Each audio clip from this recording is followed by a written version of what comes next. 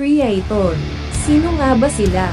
Ang kwento na ito ay tungkol sa isang bandang kilalang-kilala sa buong mundo, lalo na sa mga mahilig sa thrash metal. Sisimulan natin ang pagtalakay sa kanilang istorya. Ang kanilang naging impluwensya sa tugtugang bakal.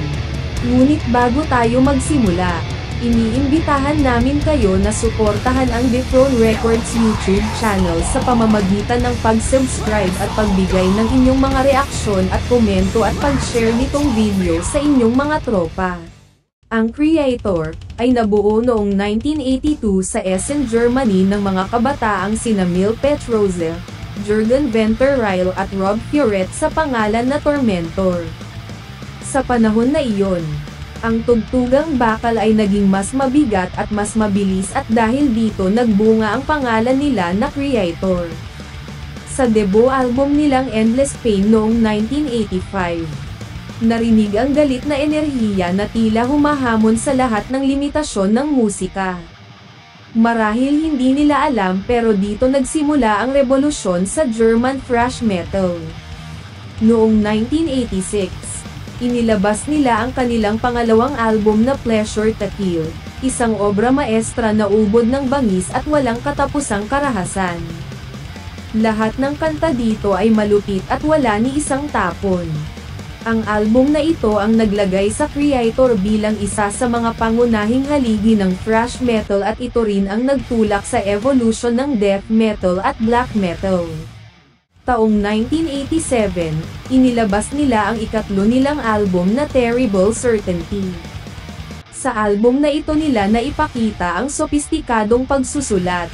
Ngunit ang pinakamalaking tagumpay noong dekadang ito ay ang paglabas ng ika-4 nilang album noong 1989 na Extreme Aggression. Ang dalawang album ay patunay na hindi imposible ang magkaroon ng perpektong album mula umpisa hanggang sa dulo. Ito ang mga nagbigay daan sa mas malawak na mga tagapakinig ng tugtugang bakal lalo na sa Amerika. Taong 1990, inilabas nila ang ikalima nilang album na Coma of Souls. Dito nagtagpo ang perpektong balanse ng bilis, teknikalidad, at lalim sa pagsusulat. Sa panahong ito, ang Kreator ay hindi lamang banda. Sila na ang mukha ng German thrash metal kasama ang mga bandang Destruction at Sodom. Ngunit sa Kreator tila mas malaki ang impluwensya at mas malawak ang saklaw. Taong 1990, naganap ang konsyerto ng Kreator na Live in East Berlin. Ito ay nangyari pagkatapos ng pagbagsak ng Berlin Wall noong 1989. Ito ay isang makasaysayang panahon ng transisyon mula sa rehimeng komunista patungo sa muling pag-iisa ng bansang Alemanya. Dumarating talaga ang panahon ng pagbabago. Sa kaso ng Kreator ito ay noong 1992 sa album na Renewal. Naiiba ang tunog nila dito na may pinaghalong elemento ng groove at industrial. Dahil sa pagbabagong ito, iilan lang ang nakatanggap dito at sinasabi nila na ito ay tapang ng banda, ngunit sa karamihan ng kanilang tagapakinig, ito ay pagkakanulo sa pinag-ugatan na thrash metal. Ang mga sumunod nilang album tulad ng Cause for Conflict noong 1995, Outcast noong 1997 at Endorama noong 1999 ay mga ipinagpatuloy na eksperimentong tunog ng banda. Marahil naramdaman nyo rin ito, ang pakiramdam ng pagkaligaw. Ganito rin ang naramdaman ng Kreator sa panahong ito. Bagamat nagpatuloy sila sa pagsusulat, tila nawala sila sa tuktok. Ngunit sa musika, tulad ng buhay, laging may ikalawang pagkakataon. Noong 2001, bumalik ang Kreator sa kanilang thrash metal roots sa pamamagitan ng album nila na Violent Revolution. Para itong isang sigaw na nagsasabing, andito pa kami, at mula rito, nagpatuloy ang kanilang muling pagsikat at paglaganap ng tugtugang marahas. Ang album na inilabas nila noong 2005 na ang Enemy of God ay isang obra na puno ng galit sa mga masasamang nangyayari sa buong mundo. Sinundan ito ng album na Hordes of Chaos noong 2009 na nagdala ng mas organikong tunog at ang Phantom Antichrist noong 2012 ay isa naman milestone. Ang kanilang album na Gods of Violence noong 2017. Ang pinakahuli nilang album ay iilabas noong 2022 sa ilalim ng Nuclear Blast Records. Ito ay nagpatibay sa kanilang posisyon bilang kasapi sa mga hari ng thrash metal. Kung tanungin kayo, sino ang pinaka-maimpluwensyang German thrash metal na banda? Ang sagot ay malinaw: Kreator. Ang kanilang tunog ay hindi lamang naka-impluwensya sa mga death at black metal bands kundi sa marami pang iba. Sa kanilang tagumpay, nalibot nila ang buong mundo at kasama dito ang Pilipinas. Sila ay tumugtog sa Amoranto Stadium noong April 26, 2014 kasama ang Filipino-American thrash metal band na Death Angel. Ang mga kanta ng Kreator ay may malalim na tema, madalas na tungkol sa politika, panlipunang isyu, digmaan, opresyon, at kalayaan. Ang ganitong klaseng mensahe ay nagbibigay ng kakaibang lalim sa kanilang musika. Si Mil Petroza, ang bokalista at gitarista ng banda, ang nagsisilbing puso at kaluluwa ng Kreator. Ang kanyang boses, malikhain na lyrical, at enerhiya ay nagbigay ng malaking kontribusyon sa tagumpay ng banda. Narito ang listahan ng mga paborito kong kanta ng Kreator na nagpapakita ng kanilang pinakamagaling at pinakamaimpluwensya sa buong karera nila, at dapat mapakinggan ng lahat. Ang mga kantang ito ay sumasaklaw sa kanilang pinagsimulan hanggang sa taong 2025. Sa Endless Pain na kanilang unang album noong 1985.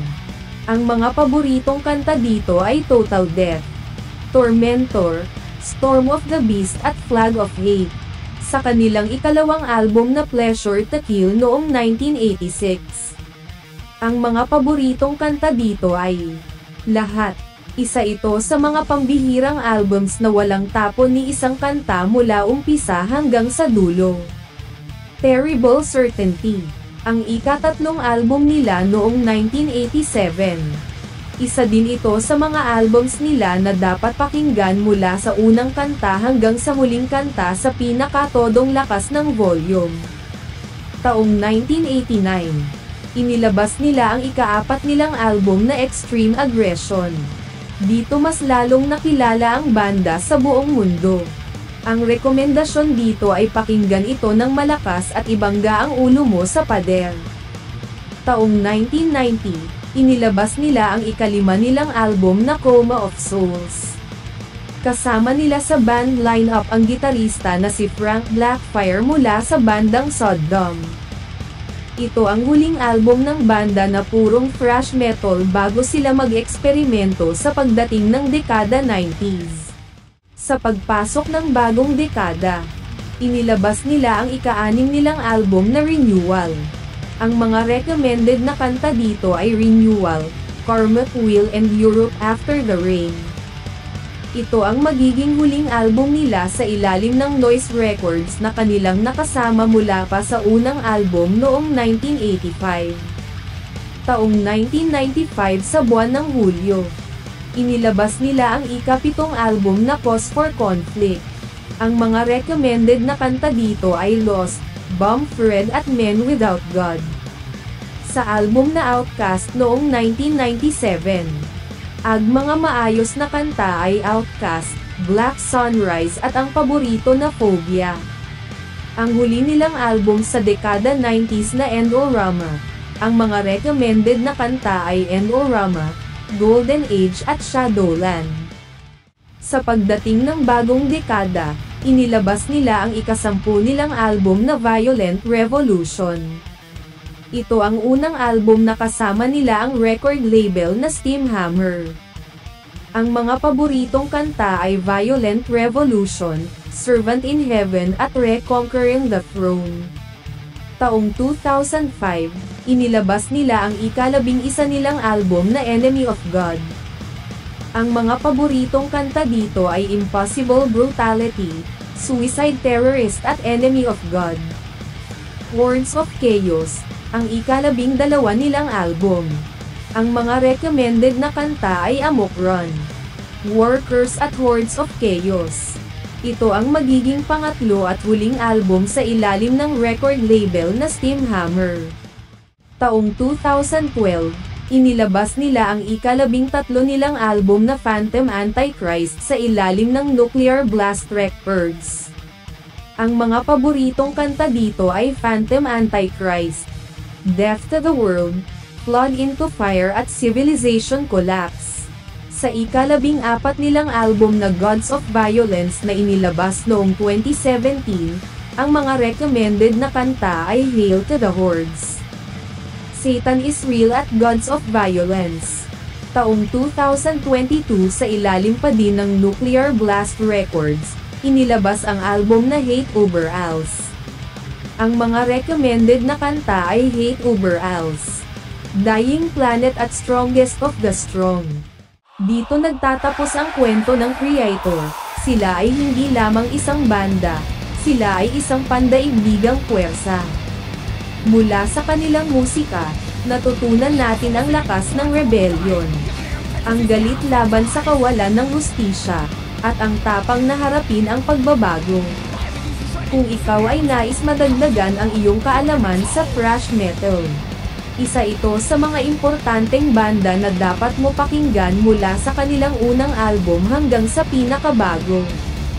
At kung ikaw naman ay matagal nang nakikinig ng Kreator, ano ang mga iyong paboritong albums at kanta nila, at napanood mo din ba sila nung tumungtog sila dito? Kung may gusto kang banda na nais malaman, i-post lamang ito sa comment section sa baba at gagawin namin ang aming makakaya. Sana ay masuportahan nyo kami sa pamamagitan ng pagkalat nito sa ating mga tropa at mag-subscribe sa Dethrone Records YouTube channel. Abangan ang susunod na bandang metal.